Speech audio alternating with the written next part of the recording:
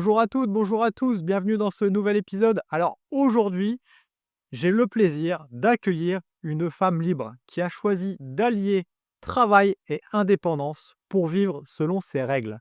Dans cet épisode, elle va nous partager son parcours, son déclic pour l'immobilier et surtout comment elle cultive au quotidien sa liberté grâce à sa volonté, grâce à sa créativité et à ses choix. Je suis convaincu que ça va être un échange inspirant pour tous ceux qui rêvent de prendre la maîtrise de leur vie. J'ai donc l'honneur de recevoir Madame Karine Pépin. Hello Karine, Hello Matt. Ah, comment ça va? ça va très très bien, je te remercie. Merci d'avoir accepté l'invitation déjà. Mais de rien. C'est avec grand plaisir. Ouais. Mmh. Je sais, et on va être transparent, hein, c'est la première fois que tu fais ce genre de choses. Mmh. C'est pas simple. Comme on dit, il doit y avoir des petites peurs, enfin on ne sait pas ce qui va se passer. Je peux te dire une chose, ça va bien se passer, on va passer un super moment ensemble. Bah oui, si tu le dis. Ce qui est important, c'est que tu puisses nous dire qui tu es Mmh. et qu'est-ce que tu peux justement transparaître à travers justement ce témoignage, parce qu'il y a quelque chose de fort que tu veux nous témoigner justement. On en a discuté un petit peu en amont et c'est vraiment ça qui est important parce que je suis convaincu que ça va parler à plein de monde. Et puis, il faut dire que tu as une expérience de vie qui est juste énorme. Donc, pourquoi la garder pour soi? Il faut partager. Mmh. Ouais, ça te va? Ça marche. Allez, super. Déjà, on va commencer par toi. Est-ce que tu peux te présenter très rapidement, s'il te plaît? Ben, moi, c'est Karine. Du coup, j'ai bientôt 59 ans, donc ça fait quelques années que je travaille. Je suis maman de 2 enfants, mamie de 3 petits-enfants. Voilà, et au jour d'aujourd'hui, j'ai décidé d'être entrepreneuse. Après avoir fait du salariat, j'ai décidé d'être entrepreneuse pour avoir du temps, un peu de liberté, du temps pour m'occuper de mes activités, de mes petits-enfants. Super, très beau choix de vie. Et justement, en lien avec ça, on en a déjà parlé un petit peu en amont dans la préparation de ce podcast. Pour toi, tout part d'un besoin fort. Et tu viens de parler justement de la fameuse liberté. Est-ce que tu peux nous expliquer ce que ça représente vraiment pour toi dans ta vie d'aujourd'hui? J'ai besoin chaque jour de me lever le matin et de me dire que je travaille, c'est clair, mais j'ai besoin également d'être libre. Libre, d'aller voir des amis si j'ai envie aujourd'hui à 16 heures. Libre de pouvoir emmener mes petits-enfants, quand ma fille me demande service. J'ai besoin de cette liberté tout en travaillant. Elle est hyper importante pour moi. J'ai besoin mon fils habite dans le sud, j'ai besoin d'aller voir mon fils quand je le désire et pas quand, un patron va vouloir. J'ai besoin de décider, en fait, moi, de ma liberté au jour d'aujourd'hui. Tu as vraiment voulu casser ces codes du travail, si je puis dire, en tout cas le monde du salariat, à se dire je suis ma propre patronne, je fais ce que je veux un peu quand je veux, quoi. Voilà, tout à fait. J'ai été salariée à l'hôpital pendant 20 ans, d'accord? Donc l'équipe, les horaires, la hiérarchie, je connais. J'ai été assistante maternelle, pendant 13 ans, Ok. d'accord? Donc je travaillais chez moi, mais en même temps, j'étais quand même dépendante d'horaires et de patrons, en fait, puisque les parents étaient patrons. Et ben, au bout de ces 38 ans, en fait, puisque 20 ans à l'hôpital et 18 ans, 13 ans assistante maternelle, pardon, donc 33 ans, j'ai vraiment, voulu, ben, être mon propre chef et dépendre que de moi-même, en fait. Super. Voilà. Et justement, en lien avec ça, tu as sauté donc le cap, si je puis dire, dans l'immobilier, Oui. sur un métier que tu ne connaissais absolument pas, hein. Tu m'arrêtes si je me trompe, mais on est bien d'accord. Est-ce que tu peux nous raconter comment tu as osé justement te lancer dans cette expérience? J'ai envie de dire, sans filet de sécurité? Mmh. Parce que tu avais quand même une sécurité. Oui, Tu tout à parles de 33 ans aussi d'expérience dans un autre secteur qui a rien à voir. Aujourd'hui, il y a des gens qui sont dans ta situation et qui se disent: «Mais moi, dans jamais de la vie, je peux justement franchir le cap». Donc déjà, grand bravo à toi. Et merci. qu'est-ce qui fait que tu as réussi justement à franchir ce cap? Bah, je me suis pas posé de questions, en fait. J'ai foncé, il y a bientôt 8 ans en arrière. Ma fille est revenue, de vacances, du Mans chez sa tante, qui était, conseillère en immobilier chez IAD France, OK, et elle savait que je voulais arrêter au bout de 13 ans quand même assistante maternelle pour des problèmes de dos et cetera. Voilà, je me voyais pas jusqu'à la retraite porter des enfants et cetera, et du coup, voilà, ma fille est revenue en me disant: «Mais maman, pourquoi tu ferais pas de l'immobilier?» Et je me souviens de lui avoir répondu: «Mais mon amour, non, c'est pas possible en fait, il faut être formé, je n'y connais strictement rien». Puis en fait, c'est resté dans un coin de ma tête et puis, 4-5 mois après, en fait, je me suis renseignée, j'ai appelé quelqu'un de chez Yadé. D'accord. Voilà, j'ai tout simplement voulu qu'on me présente, le modèle Yadé, qu'on me dise exactement ce que c'était que conseiller en immobilier. J'imagine bien qu'on vend pas des maisons comme ça en 5 minutes. Voilà, donc on m'a présenté Yadé au bout de 5 mois et puis, je me suis dit en 48 heures, «Je fonce. OK. Je fonce, on verra bien». Voilà, donc je me suis dit: «Il y a pas de raison», j'ai envie d'y croire déjà. Je pense que ça peut être un très beau métier, heu et puis voilà comment j'ai démarré chez Yadé, très rapidement et ensuite évidemment j'ai été formée et tout. Mais c'est vrai qu'à la base, je n'y connaissais rien du tout. Mais il s'avère que je regrette finalement, mais bon c'est tout, c'est mon chemin de vie. Je regrette de ne pas l'avoir fait plus tôt parce que j'ai vraiment cette liberté. D'accord et justement, en lien pour essayer de bien comprendre, justement, là, tu dis que tu t'es décidé rapidement. Est-ce que tu as démarré en double activité ou tu as vraiment arrêté complètement ton activité principale pour te consacrer tout de suite à 100 à ta nouvelle activité? Donc non, j'ai commencé en double activité pendant 4 mois, D'accord. d'accord. Déjà, j'étais assistante maternelle, par respect, on ne quitte pas les parents comme ça du jour au lendemain, hein. Il y a quand même des enfants, qui sont là en jeu, voilà et du coup, j'ai fait 4 mois de double activité et j'ai eu l'opportunité de vendre très rapidement. Donc ça veut dire organiser des visites, et cetera et comme je bossais environ 50 heures par semaine, assistante maternelle, j'avais du mal à gérer mes visites en même temps. Bien sûr. Donc je faisais mes visites le soir, je faisais mes visites le week-end.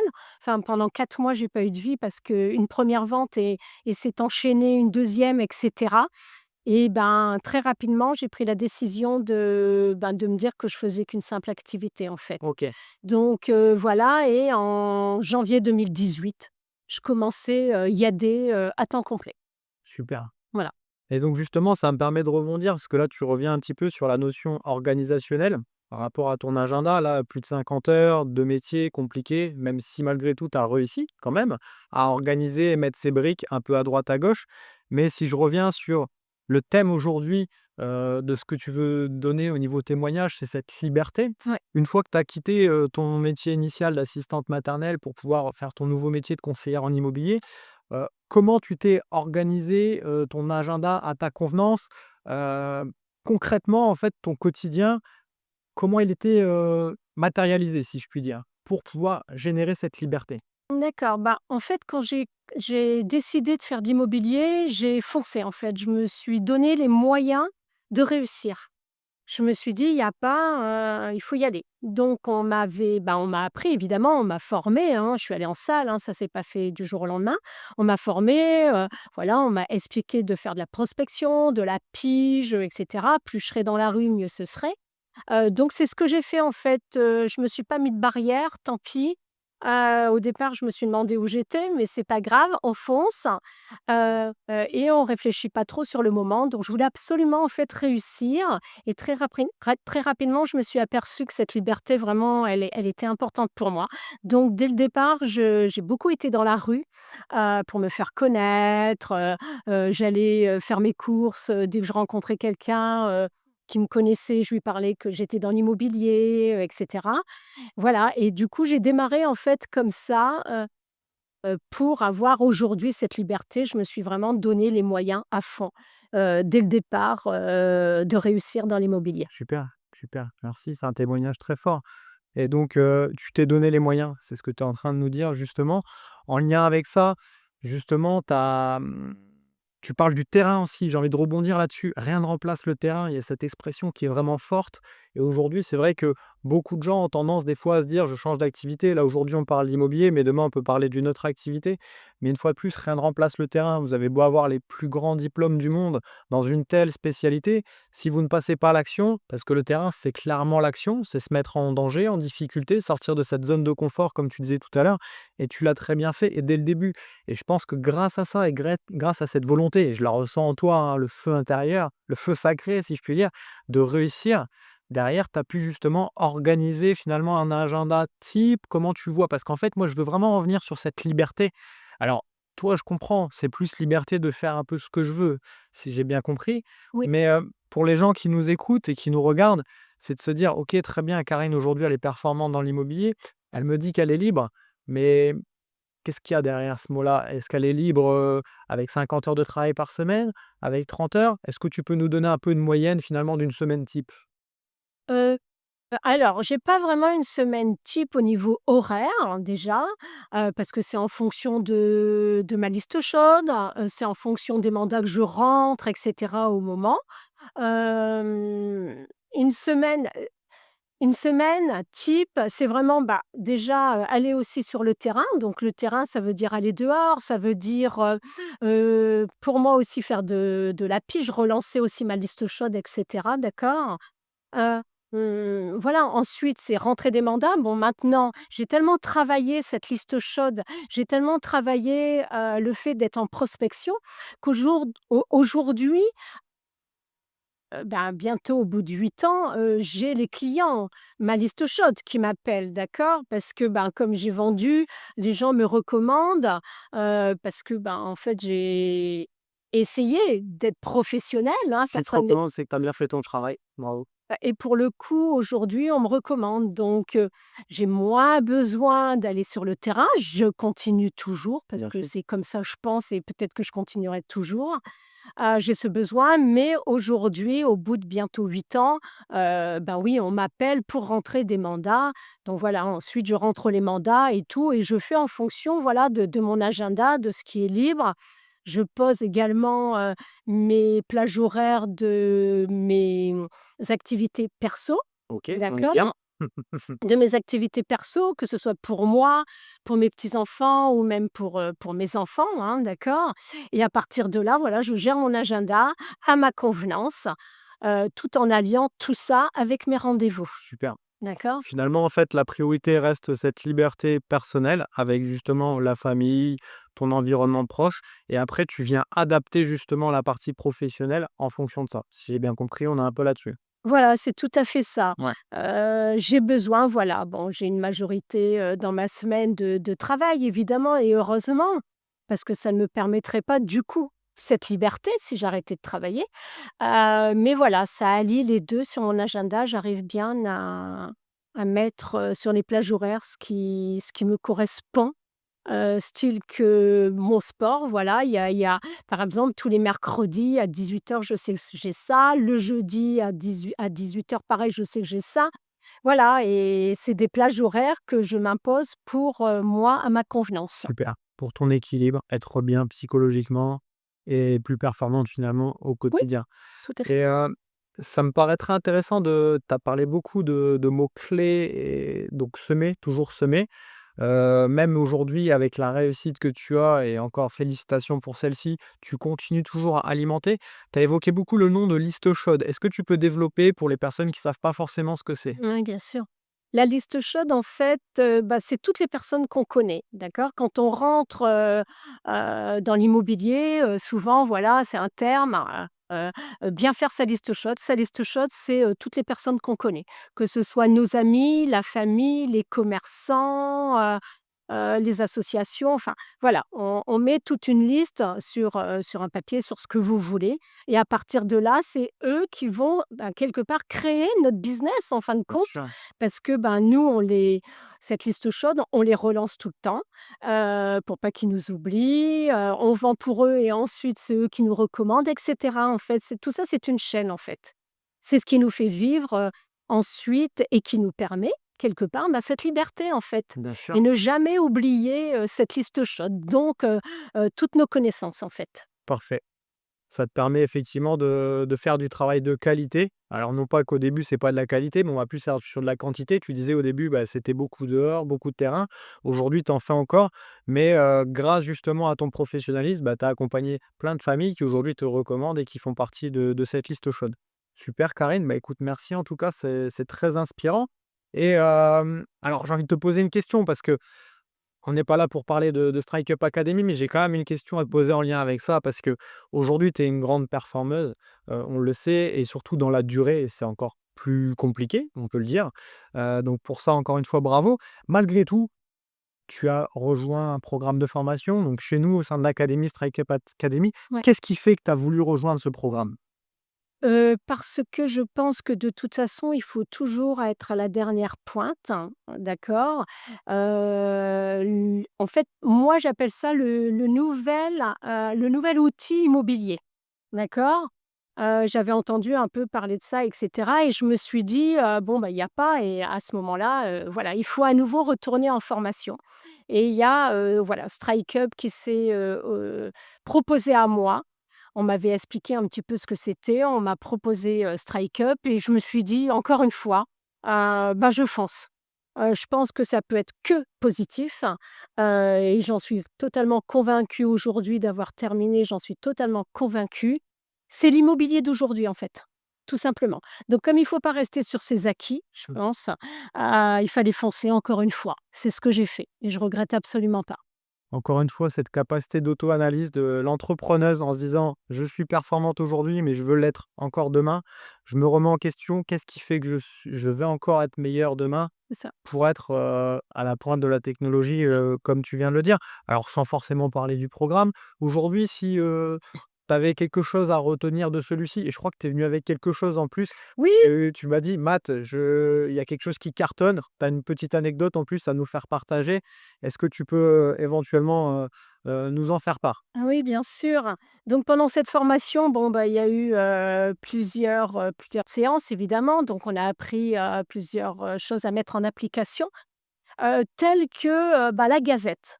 Donc oui, c'est vrai qu'on a donc là, je l'ai fait avec mon binôme, d'accord? Heu, donc on s'est vraiment amusé à la faire. Ça a été un plaisir en fait, donc ça, c'est hyper agréable. Ça a été un plaisir et je pense que c'est un très bel outil. Maintenant, on a imprimé cette gazette, on est allé la distribuer la semaine dernière. On a commencé, hein, on en a plusieurs exemplaires, on n'a pas fini. On a été la distribuer la semaine dernière et on a tout de suite vu, en effet, cette différence entre, ben, offrir un flyer, en fait, donner un flyer et offrir, en fait, cette gazette. On a eu des retours, hyper positifs, donc en l'occurrence, bon, moi, c'est la petite ville de Cormontreuil, hein, d'accord? Et en fait, ben, on s'est aperçu, en donnant aux passants et cetera, que sur le coup, ils auraient pu être réticents pensant que c'était un flyer, et en fait, quand ils ont vu que c'était, bah, qu'on offrait la gazette de Cormontreuil, bah, en fait, c'était avec plaisir, qu'ils l'ont pris, en fait. Idem pour les commerçants, parce que, bah, on met tout le temps un commerçant, sur la gazette, pour finaliser un peu tout ça et voilà, on a vu, en fait, que ce n'était que positif, en fait. L'approche est totalement différente finalement, Mais de ce que complètement, voilà, tout tu à parles d'offrir. exactement. On offre, voilà, on offre, on parle pas forcément que de l'immobilier, donc ça aussi c'est intéressant pour les personnes. Il y a des petits jeux derrière, voilà, bon en l'occurrence on a fait une qualité qui est assez sympa, on n'a pas trop envie de l'acheter, Bien sûr. donc voilà, c'était vraiment on a ressenti, ma collègue et moi que c'était vraiment très positif et on en est ressorti ben, forcément très contente et motivée. Parfait. Parfait. Pour toi qui es une femme de terrain, comme tu dis depuis le début, ça permet d'avoir un outil justement différenciant en plus et bah, déjà tu y vas avec le sourire, on le voit, tu as la banane, mais là tu y vas peut-être encore plus convaincu Oui, et ce que tu évoquais et surtout le fait de se démarquer de la concurrence. Aujourd'hui, la réalité, elle est là. Tu as beau être une super championne, faire ton travail correctement, si demain tu as une personne qui potentiellement sur le papier a les mêmes capacités que toi, mais que toi en plus de ça t'amène un ou 2 outils différenciants, et ben, tu te mets à la place du client, que ce soit vendeur ou acquéreur, il y a pas photo. Donc bravo encore à toi pour ça. Jusqu'à présent, on parle de toi sur la partie conseillère en immobilier, ouais. d'accord? Pour, en avoir discuté, rapidement tout à l'heure ensemble, alors c'était pas forcément prévu, mais je me permets de te poser la question. Je sais qu'il y a quelque temps en arrière, tu voyais pas forcément développer ton deuxième métier chez IAD, qui est manager en immobilier et aujourd'hui, je crois savoir que tu as déjà plus de 10 personnes dans ton organisation commerciale? Oui. Oui, tout à fait. En effet, j'aurais pas pensé quand on me disait au départ, «Si tu as envie, bien entendu, tu peux développer et tout» et je me dis: «Non, non, non, en fait, je me consacre déjà à moi-même, voilà, dans mon immobilier», à moi, mon 1er métier, en fait et puis, il s'est avéré que, bon, bah, j'ai quelqu'un qui a voulu rentrer dans l'équipe. Ça a démarré, en fait, comme ça, donc j'ai dit: «Oui, bien sûr».